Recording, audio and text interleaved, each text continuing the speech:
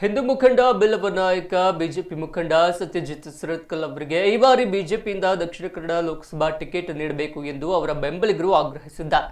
ಬಂಟ್ವಾಳದ ಹಾಲ್ ಒಂದರಲ್ಲಿ ನಡೆದ ಸತ್ಯಜಿತ್ ಸಭೆಯಲ್ಲಿ ಹಿಂದೂ ಸಂಘಟನೆಯಲ್ಲಿ ಹಿಂದೆ ತೊಡಗಿಸಿಕೊಂಡಿದ್ದ ಹಲವು ಮುಖಂಡರು ಭಾಗವಹಿಸಿದ್ರು. ಇದರ ಪೂರಕವಾಗಿ ಸದ್ಯದಲ್ಲೇ ಬೃಹತ್ ಸಮಾವೇಶವೂ ನಡೆಯುವ ಸಾಧ್ಯತೆ ಇದೆ.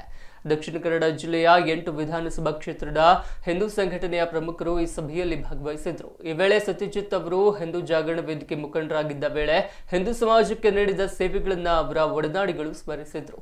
ಅಲ್ಲದೆ ಭವಿಷ್ಯದಲ್ಲಿ ತಮ್ಮ ಸ್ಥಾನಕ್ಕೆ ಸಂಚಕಾರ ತಂದೊಡ್ಡಬಹುದು ಎಂಬ ಕಾರಣಕ್ಕೆ ಹಿಂದುಳಿದ ವರ್ಗದ ಮುಖಂಡನನ್ನ ಬಿಜೆಪಿಯಲ್ಲಿ ಹೇಗೆ ವ್ಯವಸ್ಥಿತವಾಗಿ ತುಳಿಯಲಾಯಿತು ಎಂದು ಸಭೆಯಲ್ಲಿ ಚರ್ಚೆ ನಡೆಯಿತು.